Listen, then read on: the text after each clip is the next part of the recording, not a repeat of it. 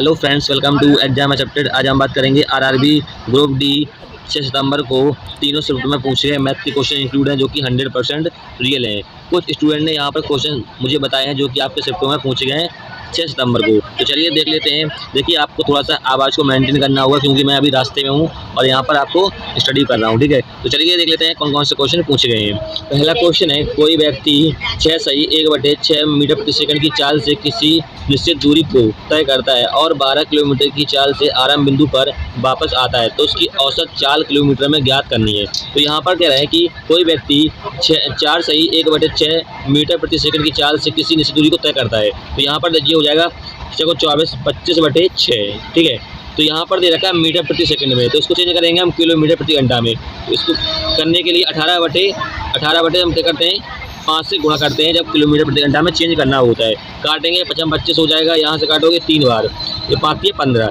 अब यहाँ पर एक स्पीड आ गई हमारी कितनी 15 किलोमीटर प्रति घंटा और दूसरी दे रखी है हमें कितनी 12। तो हम औसत का फार्मूला क्या होता है, औसत का फार्मूला होता है 2x × y upon x + y। बस इसमें आपको पुट करना है। तो यहाँ पर 2 कितनी पहली स्पीड 15 निकल के आई, दूसरी कितनी है 12 है, जोड़ देंगे 27 हो जाएगी। काटेंगे तो यहाँ पर 3 से काटते हैं 15 और यहाँ पर 9, फिर 3 से काटेंगे 4 बार जाएगा और यहाँ पर 3। चलिए गुणा करते हैं तो ये हो जाएगा आपका 20 बटे आपका 3 करेक्ट आंसर हो जाएगा एवरेज स्पीड। क्लियर है। चलिए अगला क्वेश्चन देखते हैं। एक वस्तु 18% की हानि पर बेची गई, यदि उसे 2475 रुपये अधिक में बेचा जाता है तो 12% का लाभ हुआ होता है। वस्तु का क्रय मूल्य ज्ञात कीजिए। देखिए, इस क्वेश्चन के करने के 2 तरीके होते हैं।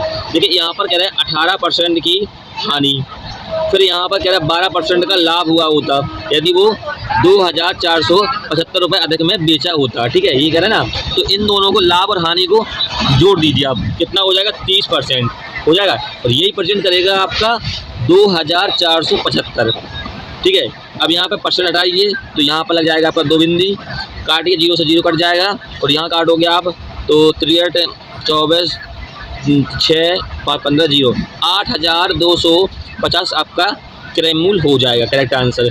एक तरीका और होता है लेकिन ये सिंपल तरीका है, ठीक है। यहाँ पर लाभ और हानि है तो जोड़ दीजिएगा, हानि हो तो घटा दीजिएगा, लाभ हो तो घटा दीजिएगा।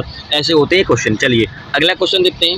अगला क्वेश्चन यहाँ पर कह रहा है 270 मीटर लंबी रेलगाड़ी किसी खंभे को 24 सेकंड में पार करती है। यदि यह किसी सुरंग को 1 मिनट में पार करती है तो सुरंग की लंबाई ज्ञात कीजिए। सिंपल क्वेश्चन है, बस आपको फॉर्मूला में वैल्यू को पुट करना है। फॉर्मूला क्या होता है d = st। d यहाँ पर डिस्टेंस है, s यहाँ पर स्पीड, t यहाँ पर टाइम। तो यहाँ पर देखिए पहले क्या रहा है कि 270 जो लंबाई है ट्रेन की कितने सेकंड में पार करता है 24 में। तो यहाँ से हम निकाल पाएंगे स्पीड, ठीक है। काट दीजिए तो ये हो जाएगा 9 और यहाँ पर हो जाएगा कितना 3 8 और यहाँ पर काटोगे ये हो जाएगा आपका स्पीड = 45/4। अब इसको ऐसे ही रहने देते हैं, ठीक है। अब यहाँ पर कह रहा है कि यदि किसी सुरंग को 1 मिनट में पार करता है तो यहाँ फिर से फार्मूला लगा दिए d = st। अब यहाँ पर डिस्टेंस कितनी दे रखी है रेलगाड़ी की 270। जब हमें सुरंग की लंबाई या खम्भा की लंबाई किसी को निकालना होता है तो डिस्टेंस क्या होती है ऐड होती है, ठीक है। अब यहाँ पर स्पीड कितनी निकल के आई है 45/4 निकल के आई है। टाइम कितना है 1 मिनट का कह रहा है, 1 मिनट को ले सकते हैं हम 60 सेकंड, ठीक है। चलिए इसको काट लेते हैं, ये कटेगा 15 चौको 60 हो जाएगा। यहाँ गुणा कीजिए तो 15 × 75 7 60 67 15 चौको 60 67, ठीक है। अब यहाँ पर देखिए x = हो जाएगा, ये यहाँ पर चला जाएगा 270 तो x = हो जाएगा आपका 504। ये होगी सुरंग की लंबाई, ठीक है।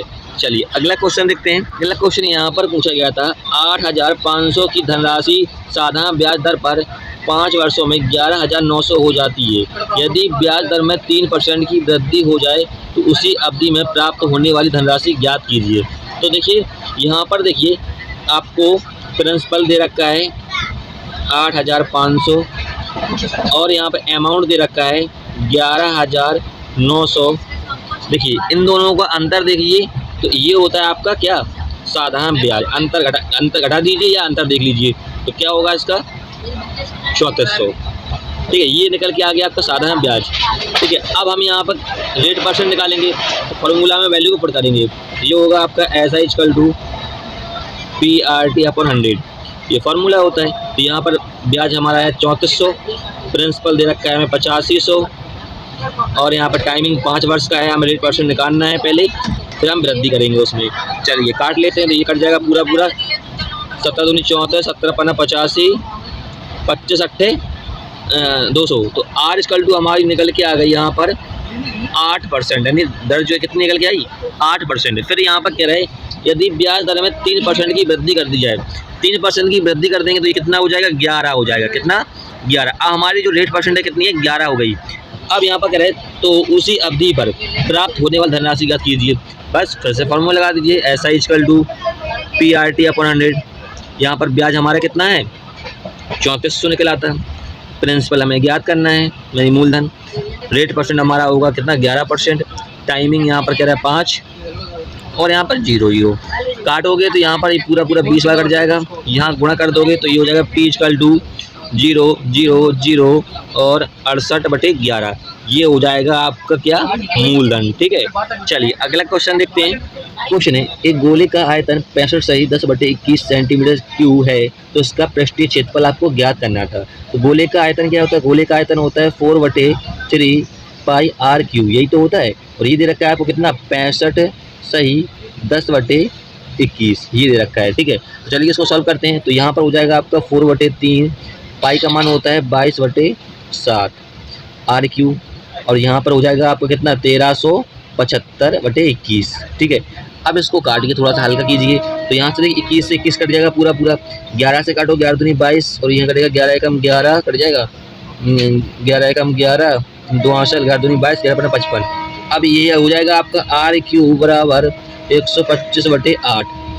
इसको ले सकते हो R इक्वल टू हो जाएगा ये 5 का क्यूब होता है और ये होता है 2 का। तो ये आ गया आपका यहाँ पर त्रिज्या। ऐसे लेने देते हैं इसको।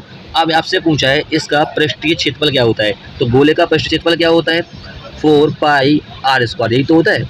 बस यहाँ पे पुट कर दीजिए। तो यहाँ पर हो जाएगा आपका 4, पाई का मान होता है 22/7, R का मान कितना दिया रखा है आपको, निकाला हमने 5/2 स्क्वायर है, तो 2 बार लिख देंगे इस प्रकार से। ठीक है, काटोगे तो यहाँ से ये पूरा पूरा कट जाएगा, और यहाँ से आपका कटेगा नहीं। तो ये हो जाएगा कितना 55 25 25 दूनी 50 50 5 550/7। ये हो जाएगा आपका पृष्ठीय क्षेत्रफल। करेक्ट आंसर हो जाएगा। क्लियर है। चलिए अगला क्वेश्चन देखते हैं। अगला क्वेश्चन पूछा गया था 3 संख्याओं का योगफल 396 है, यदि पहली और दूसरी संख्या के मध्य का अनुपात 7:11 है और दूसरी और तीसरी संख्या के मध्य अनुपात 11:15 है, पहली और तीसरी संख्या के बीच अंतर ज्ञात करना है। तो यहाँ पर कह रहा है आपसे पहली और दूसरी का अनुपात कितना दे रखा है 7:11 दे रखा है। फिर यहाँ पर कह रहा है दूसरी और तीसरी का अनुपात कितना दे रखा है 11:15 दे रखा है। तो हम तीनों का अनुपात निकाल लेते हैं। यहाँ से 1 2 और तीनों का अनुपात निकाल लेते हैं। तो चलिए हम रखते हैं यहाँ पर पहले दूसरे कितना है 7:11 है, तो यहाँ पर 11 हो जाएगा। और यहाँ पर आपको 11:13 है, और यहाँ पर 11। ठीक है, 11 से 11 काट दीजिए क्योंकि सभी में क्या है सेम है। तो यहाँ पर हो जाएगा 7:11:13। ठीक है, अब यहाँ पर इन तीनों का योगफल दे रखा है कितना 396। तो इनका योगफल कितना हो जाएगा 33 हो जाएगा।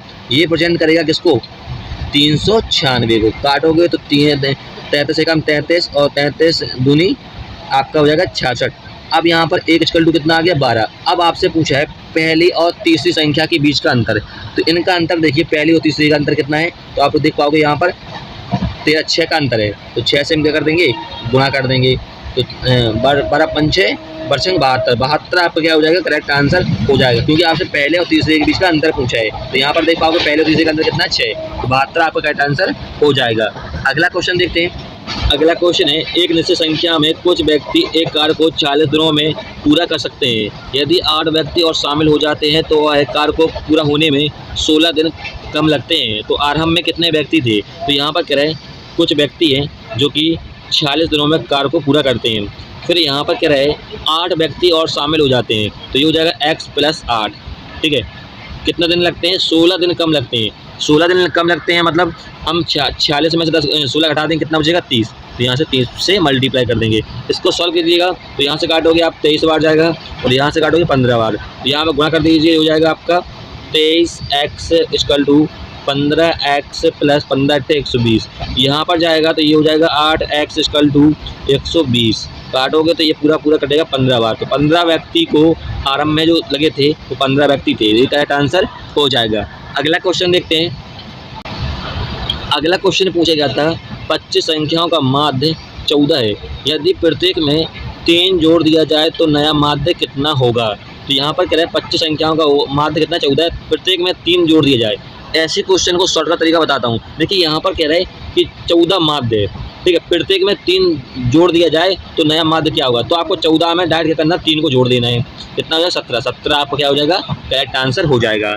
अगला क्वेश्चन देखते हैं। क्वेश्चन है यदि एक वस्तु को 22% की छूट पर और 14.5% की छूट पर बेचने पर उसके विक्रय मूल्य में 285 का अंतर आ जाता है तो उस वस्तु का अंकित मूल्य ज्ञात कीजिए। देखिए मैंने अभी बताया था आपको, जब दोनों छूट हों लगातार या फिर यहाँ पर कहे अंतर या अधिक कहे, ठीक है, तो लाभ और या दोनों लाभ हों या दोनों छूट हों तो हम घटा देते हैं, लाभ और हानि हो तो हम जोड़ देते हैं। तो यहाँ पर देखिए दोनों छूट दे रखी है तो हम 22 में से घटा देंगे 14.5, कितना आएगा 7.5 आएगा %, ठीक है। यही प्रेजेंट करेगा आपको किसका, 285 जो अंतर दे रखा है। अधिक की बात करें अंतर की बात करें, बात एक ही होती है। तो यहाँ पर देखिए इसको हटाएंगे हम परसेंट को तो यहाँ पर डबल जीरो लग जाएंगे, यहाँ पर दशमलव इसको हटाएंगे तो ये जीरो और लग जाएगी। अब काटिए 5 से काटोगे तो ये 15 बार जाएगा, 5 से काटोगे तो ये हो जाएगा आपका 55 25 5 7 35, 3 से काटिए तो ये हो जाएगा 5 और ये हो जाएगा 17, ठीक है। 5 से काटोगे तो ये हो जाएगा आपका 5 × 15 8 0 0, तो ये हो जाएगा आपको कितना 3800 करेक्ट आंसर हो जाएगा। अंकित मूल्य MRP करेक्ट आंसर होगा। चलिए अगला क्वेश्चन देखते हैं। अगला क्वेश्चन था इसका आपको x का मान ज्ञात करना था। तो इस क्वेश्चन का आंसर सभी लोग क्या करेंगे, कमेंट में देंगे क्या होगा इसका आंसर। चलिए अगला क्वेश्चन देखते हैं। अगला क्वेश्चन यहाँ पर है 4 अंकों की और छोटी से छोटी संख्या ज्ञात कीजिए जो 18 32 48 से पूर्णतः विभाजित हो। तो यहाँ पर क्वेश्चन को कैसे करते हैं, तो देखिए यहाँ पर क्या 18 32 और 48 इनका लीजिए आप एलसीएम लासा लीजिए, ठीक है। चलिए ले लेते हैं यहाँ बगल में, 2 से दोगे तो 9 बार, ये 16 बार और ये 24 बार। फिर दोगे 2 से 9 तो जाएगा नहीं आपका, ये 8 हो जाएगा और ये यहाँ पर 12 हो जाएगा। फिर से 2 से दोगे तो ये 4 हो जाएगा और ये यहाँ पर 6 हो जाएगा, 9 जाएगा नहीं आपका। फिर से दोगे तो यहाँ पर 2 और 3 हो जाएगा और यहाँ पर क्या हो जाएगा 9 की 9 जाएगा। अब यहाँ पर 3 से देते हैं तो 3 को 9 और यहाँ पर 2 जाएगा नहीं और 3 कम 3। चलिए गुणा करते हैं तो ये हो जाएगा 2 3 4 4 दूनी 8 और ये 16 32 32 और 9 32 कितना हो गया 32 और 9 कितना हो जाएगा आपका 288। तो 288 आपको क्या हो जाएगा यहाँ पर एलसीएम लासा हो जाएगा, ठीक है। अब यहाँ पर कह रहा है 4 अंकों की छोटी से छोटी संख्या। तो 4 अंकों की छोटी से छोटी संख्या कौन सी होती है, 1000 होती है, होती ना, होती 4 अंकों की। अब यहाँ पर जो एलसीएम लासा आया है इससे हम भाग देंगे 288 में, कितने बार जाएगा 3 बार जाएगा, हाँ 3 बार जाएगा। तो 8 24 26 2 और यहाँ पर 8, इसको घटाएंगे तो यहाँ पर रिमाइंडर बचेगा आपका 6 3 1। अब यहाँ पर जो रिमाइंडर है शेषफल आया है इन दोनों का भाज्य का और यहाँ पर शेषफल का हम क्या देखेंगे, अंतर देखेंगे। तो चलिए देख लेते हैं 2 5 1। अब यहाँ पर इन दोनों का जो अंतर आया है इसको ही क्या करेंगे हम, छोटी संख्या जो है 4 अंकों की कितनी है 1000, इसमें ही जोड़ देंगे, कितना हो जाएगा 1152। तो ये हो जाएगा आपका करेक्ट आंसर। क्लियर है। चलिए अगला क्वेश्चन देखते हैं। अगला क्वेश्चन है यदि एक बेलन की आधार का क्षेत्रफल 346.5 सेंटीमीटर स्क्वायर है और इसके वक्र पृष्ठ के क्षेत्रफल कितना है 990 सेंटीमीटर स्क्वायर है तो इसकी ऊंचाई आपको ज्ञात करनी है। देखिए यहाँ पर क्वेश्चन को थोड़ा घुमा के पूछा है, कह रहा है बेलन की आधार का क्षेत्रफल। तो बेलन किस प्रकार से बनता है, तो बेलन आपने देखा होगा इस प्रकार से बेलन बनता है, इस प्रकार से क्या बनता है बेलन बनता है। अब यहाँ पर कह रहा है आधार का, तो आधार क्या है कि यहाँ पर जो ये वृत्त बना हुआ है ये क्या है आधार है। तो यहाँ पर आपको वृत्त का क्षेत्रफल दे रखा है कितना, वृत्त का पाई आर स्क्वायर बराबर कितना दे रखा है 346.5, क्योंकि यहाँ पर कह रहा है कि आधार का क्षेत्रफल। तो बेलन का आधार क्या होगा, यहाँ पर जो वृत्त होता है यही तो होता है।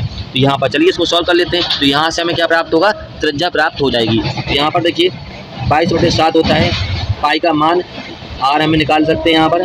तो यह हो जाएगा आपका 34 40 और दशमलव को हटाएंगे तो यहाँ पर नीचे 0 लग जाएगा। चलिए काटते हैं। तो देखिए 11 से काटते हैं, 11 दूनी 22, 11 3 33, 11 3 10 11 तो 11 कम 11, 11 पन्ना 55, ठीक है। 5 से काटोगे यहाँ से तो 5 दूनी 10 हो जाएगा, ये पूरा 5 से ये हो जाएगा कितना, 5 30 और 63 हो जाएगा। तो यहाँ पर गुणा कर दीजिए और यहाँ पर गुणा, आर स्क्वायर बराबर हो जाएगा ये कितना, 7 ये 21, 42 और 44 और यहाँ पर हो जाएगा 4, ठीक है। इसको देखिए यहाँ पर आर स्क्वायर है तो आर बराबर क्या हो जाएगा, ये तो 21 का होता है और ये होता है 2 का।